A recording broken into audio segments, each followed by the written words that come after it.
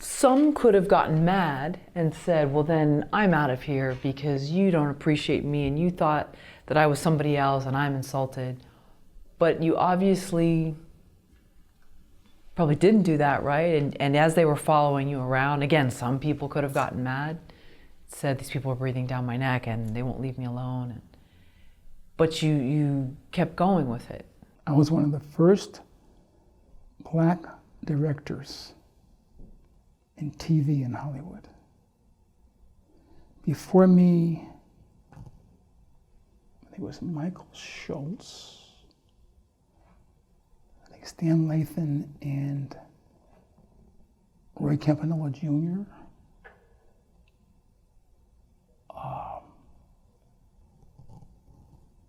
But to have that opportunity,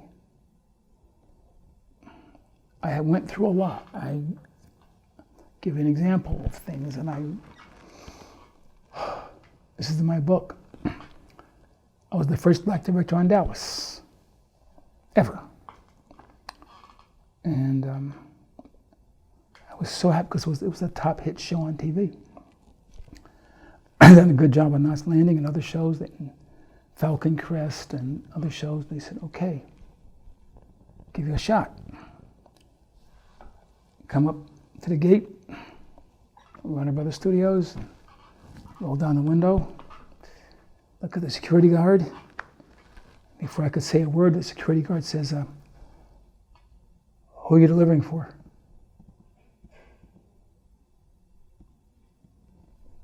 I said, no, I'm not delivering for anybody.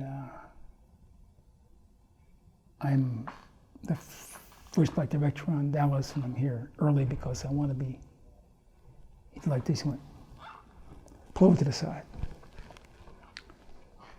I'm always early, so I pull over to the side, and it's like, I'm supposed to be at 9 o'clock, it's 8:30, then it was 8:40, 8:50. I blow my horn, I say, gets on the phone, he calls up to the office, and looked over at me, back on the phone, looked over at me, back on the phone. Pushed the phone and say, I'm here, Ray. He goes like this, he goes.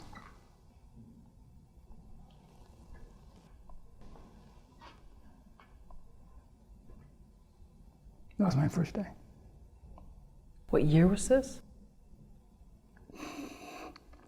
Late 70s, early 80s. In Los Angeles? Oh, yeah. Walking by the Teamsters one day, I was doing Falcon Crest, going to my motorhome, my lunch in my hand, walk by,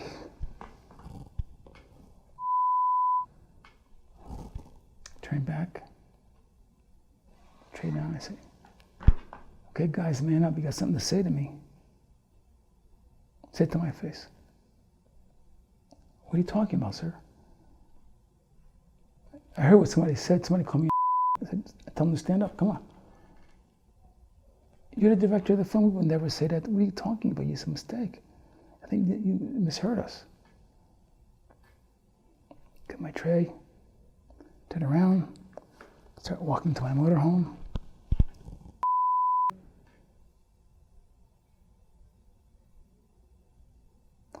I'm on a set of Falcon Crest one day. We're up in Napa Valley, and I'm filming, and first AD, we're filming in a restaurant. It's a practical location, so we're there, just to shoot. And it's supposed to be quiet in the kitchen, but they got to be told we're shooting. And so the first AD, very arrogant guy, we start shooting, had to cut us third time because there's noise in the kitchen. So I say, cut. I say, hey man, there's noise in the kitchen, supposed to calm them down. He says to me, and I'm quoting, in front of the cast and the crew, if you want them to be quiet, go back there and tell them your own damn self. And by that time, I really had it, so I threw down my headset and I was rushing toward the guy, and Jane Wyman grabbed me by my arm. And she looked me in my face, she said, don't do it. Took a deep breath. Went back to my director's chair, put my headset back on. Time for lunch. Came back. She had fired him. And she apologized for him.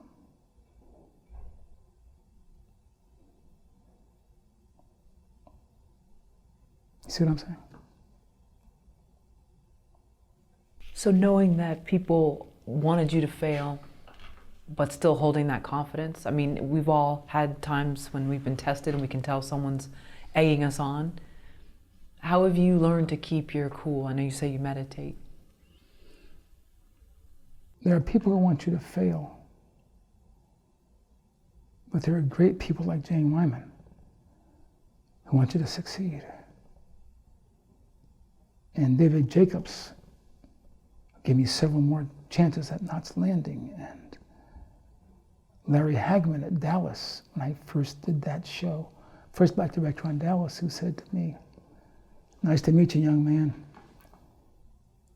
We're going to get along real fine as long as you have me out every day by 3:30. So, Mr. Hagman, I guarantee you, every day you'll be out by 3:30. Have me come back and do more and more shows." I can tell you stories of people who, there's some great people in this industry. I mean, when I say great, I mean, they don't have to give you a shot.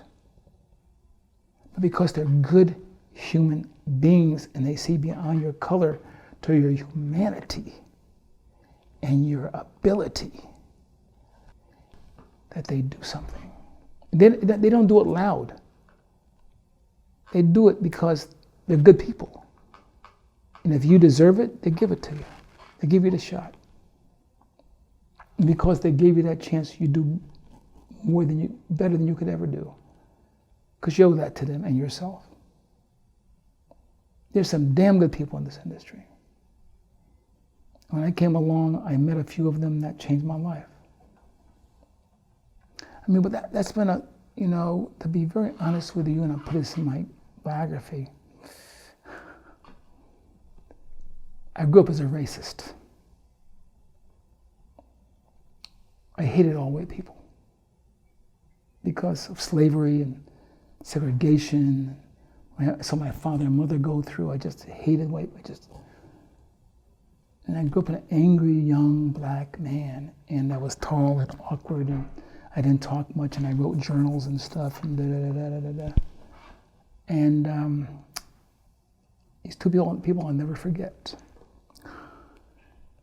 It changed my life. Mrs. Jean Walker, English teacher, very stoic and like this, walking around the class. And she had told me 9 times not to write in my journal when she was teaching, and I just ignored her, this racist white woman. And one day, she says, "Duke, stay here after class." She said, "Give me that book." I said, "What?" "The journal, give it to me." I said, "I'm not giving you anything." She said, "If you don't give me the journal, I'll fail in the class and you can't pass." Threw the journal at her. Pissed off, hated her. Come back to class the next several weeks before spring break and looked at her like, if I could punch you in your damn face, man. Spring break ends, come back to class. End of the first day, I'm going into class, she says, "Duke, come here." She gives me back my journal and this book. I said, "What is this?" She says, "The National Poetry Contest book." So what are you giving this to me for? She says, "Look on page 49. She put 2 of my poems in there and it won.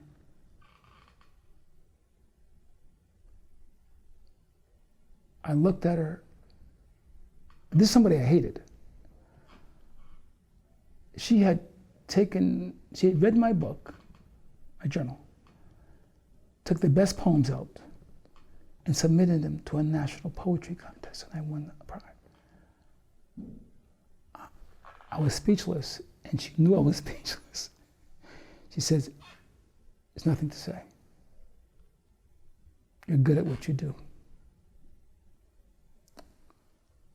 That changed my mind. I wasn't quite sure how to think about race then because that never happened to me. And then I went to Dutcher Community College. And, you know, James Hall was the dean. He was in the Navy and stuff. And I'd gotten a scholarship to Boston University after Dutchess. And I went to, but, you know, it was difficult.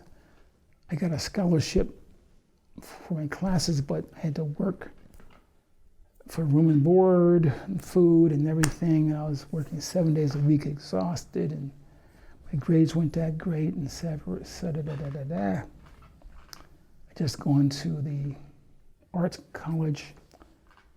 I decided I was going to come home to Poughkeepsie, and I was going to stay there for a year, quit BU, and get a job, make money, so I can save it for that at IBM. I went during the summer up to visit my friends at BU, and as I'm leaving, Dr. Hall see me. He says, "Hey, Duke, come here." I said, I got to go, Doctor. He says, "Duke, come here, come here." Oh, geez, this guy's a boring-ass white man. I can't stand this. I go into his office just to be courteous. He says, "Have a seat." I said, "Okay." "How you doing, Duke?" "I'm okay." "You're going to Boston University, right?" "Yeah, well, I'm not. I'm going, but I'm quitting. I'm staying in Poughkeepsie for a year and going to go back next year." And he says, "No, you're not." I said, "What are you talking about?" He goes into his vest pocket and hands an envelope to me. I said, "What is this?" He said, "Open it." In the envelope, it was a check of his own money that paid for 3 years of my room and board at Boston University.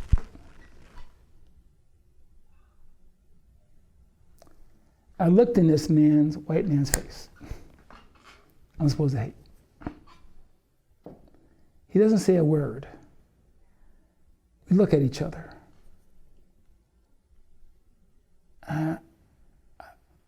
I just said, "Thank you."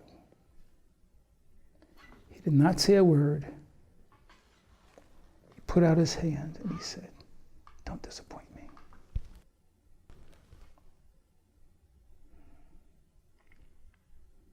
See, something happens to your racism after that. That's supposed to be your evil enemy that's responsible for the negative in your life and everything. The devil, the system, the creature. Just gave me a check to cover all of my expenses for 3 years. How do you hate that? Life-changing.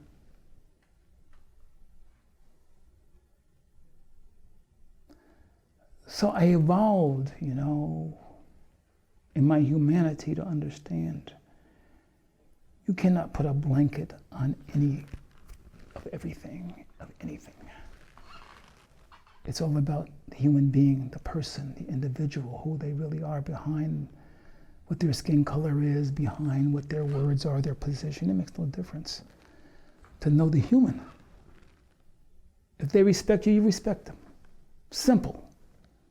Arab, Chinese, Japanese, Jewish, white, black, green, Hispanic. Those topical services, that's a limited perception. You have the courage to engage people at their level of humanity. You're living. It's easier to dismiss you because I see you and I make assumptions. I learned a long time ago, ASSUME means it makes an ass out of you and an ass out of me. to assume. And I was taught by those two incidents. It was incredible. If it wasn't for those two people, I wouldn't probably be here today. And never asked for anything. All they said is to be your best. That's a reward. It's the truth.